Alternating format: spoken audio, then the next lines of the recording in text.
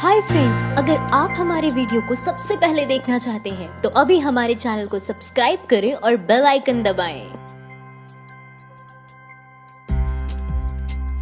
लंबे इंतजार के बाद आखिरकार जनता के सामने भाजपा का घोषणा पत्र आ चुका है। भाजपा अपने घोषणा पत्र को संकल्प पत्र कहती है। ये सब सुनने में थोड़ा साहित्यिक और गंभीर लग सकता है, लेकिन हकीकत इसके विपरीत है। ऐसा लगता है कि बीजेपी वादों को पूरा करने का नहीं बल्कि ना पूरा करने का संकल्प लेती है, और ये कोई हवाई बात नहीं है। बीबीसी ने अपनी एक रिपोर्ट में बताया है कि भाजपा ने 2014 के मैनिफेस्टो में 393 वादे किए थे। इसमें से 365 वादों का विश्लेषण किया गया है। कुछ वादे दोहराए गए थे, इसके लिए उन्हें विश्लेषण में शामिल नहीं किया गया। बीबीसी के विश्लेषण में जो परिणाम आए उसने भाजपा के संकल्प की पोल खोल दी। भाजपा 346 में से मात्र 117 वादों को ही पूरा कर पाई है। इनमें भी अभी कई तरह की कमियां और खामियां हैं। बीजेपी एक दक्षिणपंथी पार्टी है, लेकिन इसने 2014 का घोषणा पत्र किसी सेंटर राइट पार्टी की तरह था। अब स्थिति बदल गई है। 2019 का मैनिफेस्टो घोर दक्षिणपंथी विचारधारा के विष में डूबा हुआ है। इस बार का घोषणा पत्र देखकर बीजेपी के अंदर पैदा हुए व्यक्तित्व का भी पता चलता है। 2014 में बीजेपी के घोषणा पत्र के कवर पर नरेंद्र मोदी समेत 11 वरिष्ठ नेताओं की तस्वीर थी। 2019 के घोषणा पत्र के कवर पर सिर्फ एक व्यक्ति की तस्वीर है, वो है नरेंद्र मोदी। 2014 के घोषणा पत्र की शुरुआत जहां महंगाई, कालाधन, भ्रष्टाचार आदि जैसे मुद्दों से हुई थी, वहीं 2019 की मैनिफेस्टो की शुरुआत आतंकवादी, राष्ट्रीय सुरक्षा, सीमा सुरक्षा और वामपंथी उग्रवाद से हुई है। आतंकवाद, राष्ट्रीय सुरक्षा, सीमा सुरक्षा जैसे शब्द पहले भी सुने हुए हैं, लेकिन इस बार बीजेपी ने एक नया शब्द कॉइन किया है, वामपंथी उग्रवाद। बीजेपी ने शायद इस शब्द का इस्तेमाल नक्सली और माओवादी आंदोलन से जुड़े लड़ाकों के लिए किया गया है। इससे पहले किसी राजनीतिक पार्टी में कभी अपने मैनिफेस्टो में ऐसे शब्दों का इस्तेमाल नहीं हुआ है। खुद बीजेपी के 2014 की मैनिफेस्टो में इस शब्द का कहीं जिक्र नहीं था।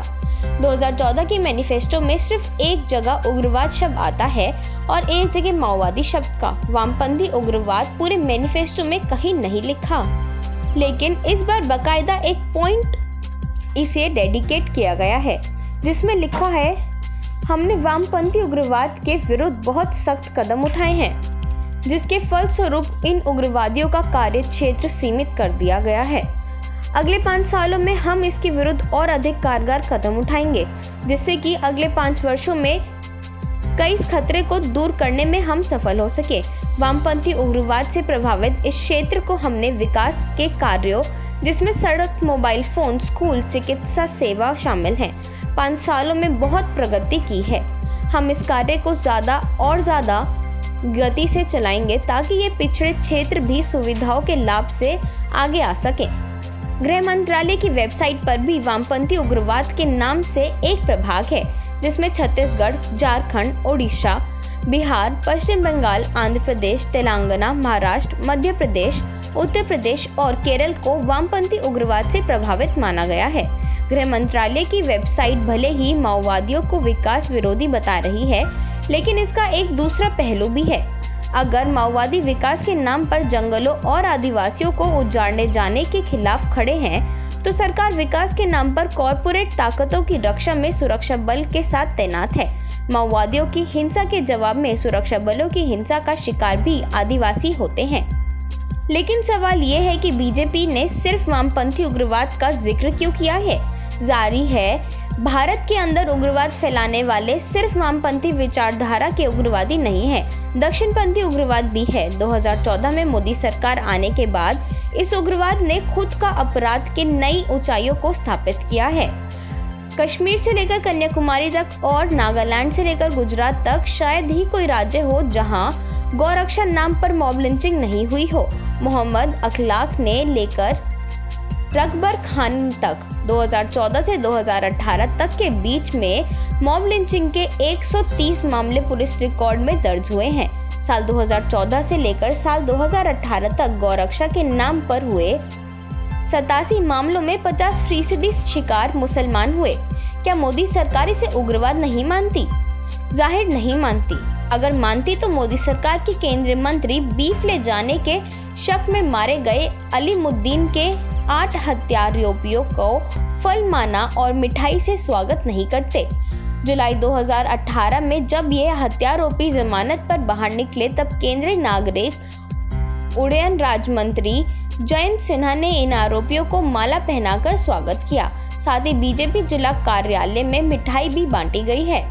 यूपी के दादरी में गौमांस की अफवाह की वजह से जिस अखलाक अहमद की हत्या की गई है, उस अखलाक के आरोपियों बीजेपी की रैलियों में शामिल हो रहे हैं। इतना ही नहीं, यूपी के उप मुख्यमंत्री उनका स्वागत भी कर रहे हैं। 2019 में उत्तर प्रदेश के बुलंदशहर में गौरक्षा के नाम पर इंस्पेक्टर सुबोध कुमार की हत्या की गई थी।